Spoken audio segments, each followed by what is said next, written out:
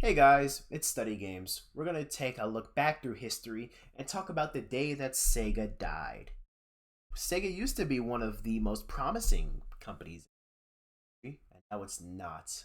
And it's one day that solidified the downfall for this former huge company. What's that day? Well, picture this. It's May 11th, 1995. Los Angeles, baby. The very first official Electronic Entertainment Expo, also known as E3, has opened its doors. For the first time ever, developers, publishers, and retailers have a single stage to showcase the future of gaming. The industry is buzzing.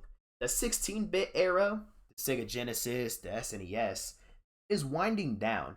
Everyone's eyes are fixed on the next generation of consoles.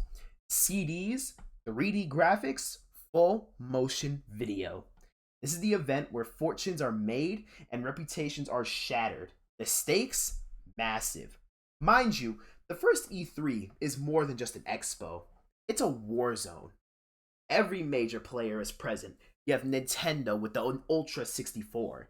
You have Sega riding high off of the Nintendo Genesis. You have other companies like Sony promising something new. Mind you, Sony isn't even a video game company. The industry is on edge. The 32-bit console wars are about to begin, and the next few announcements will define the future of gaming. Let's start with our titular protagonist, Sega. Sega steps up first. They announced the Sega Saturn, their 32-bit powerhouse meant to succeed the Genesis.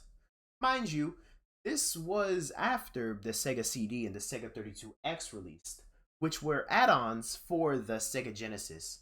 A bit hurting, especially when you consider that the Sega 32X was released relatively recently. But okay, yes, new console. It's a technical marvel on paper, blowing everybody away, or at least it was supposed to. It has dual CPUs, impressive 2D and 3D capabilities, and a lineup of upcoming titles. But there is a tension in the air. The industry knows that Sega has had a history of hardware missteps, the Sega CD, the Sega 32X, and the world is watching. Executives promise innovation, the Saturn is ready to dominate, but subtle cracks are already appearing. The console is complex to develop for, third party support is spotty at best, and the price, $399, is already a talking point among journalists and retailers and whatnot.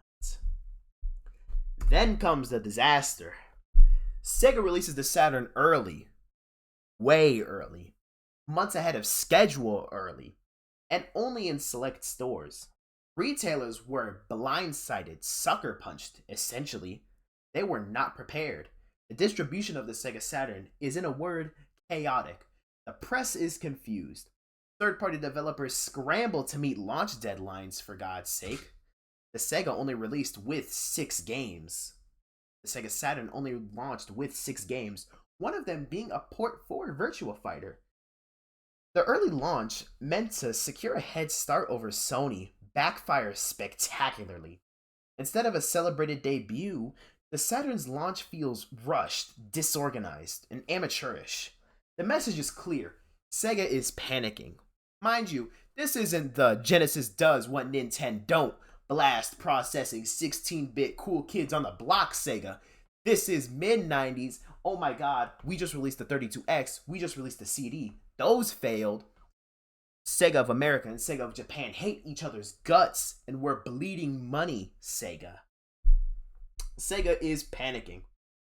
Enter Sony. Sony takes the stage for their conference. The company is new to consoles, but not new to electronics.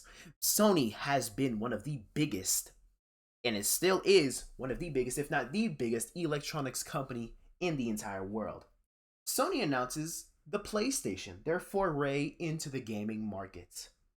A sleek 32-bit system with CD-ROMs, full motion video, and developer-friendly architecture. They don't just show hardware, they show promise. Ease of development, broad third-party support, and an exciting launch lineup, including one of my favorite franchises of all time, Ridge Racer, baby! Oh my god, that was cringe. Well, that was even more. Fuck it. The difference is immediate. Sony appears prepared, organized, and confident. Sega looks hasty. Sony looks inevitable. Let's do this.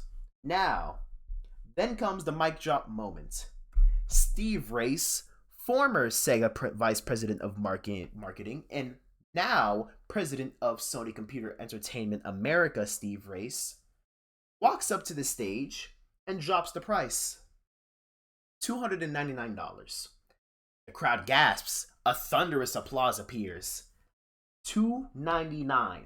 The Saturn, $399. Suddenly, Sony isn't just a promising newcomer, they're just a straight up better deal. Retailers perk up, the press scribbles furiously, and the industry takes notice. This is the console to watch. Sega Saturn, with that company, that amount of turmoil, that amount of money bleeding, that back-to-back releases of complete mediocrity, who cares anymore? It's Sony time, baby. This single number, $299 changes the trajectory of the entire 32-bit generation. The fallout is immediate. Sega's early, overpriced, and chaotic Saturn launch leaves retailers frustrated, developers wary, and consumers confused. Sony's PlayStation appears polished, affordable, cool, and developer-friendly. I know the PlayStation sold more copies in 2 days than the Sega Saturn did in that 5 months before the PlayStation released. PlayStation became PlayStation, one of the biggest, if not the biggest, console gaming platform in the world. I mean, you would think this is a Renaissance painting, but that is just PS2 release day, baby. And the already crumbling from the inside Sega was now just completely falling apart, leading to their eventual exit of the video game. Not the video game market, the video game console market. Now, Sega just makes mid-video games, while Sony dominates the console market. Well, Sega doesn't make mid-video games. I like a Dragon. All because of one poorly timed announcement, a disastrous early launch, and a price tag that couldn't compete. Sega essentially died. Now, this isn't the first time, well, my bad, this isn't the last time that Sony kill a company based on their previous thing in E3. I'll make a video on that next time, baby. Now let's go. If you like the video, drop a like, drop some comments below. I need that for the engagement, and I thank you for watching the whole video to this point. Thanks, guys.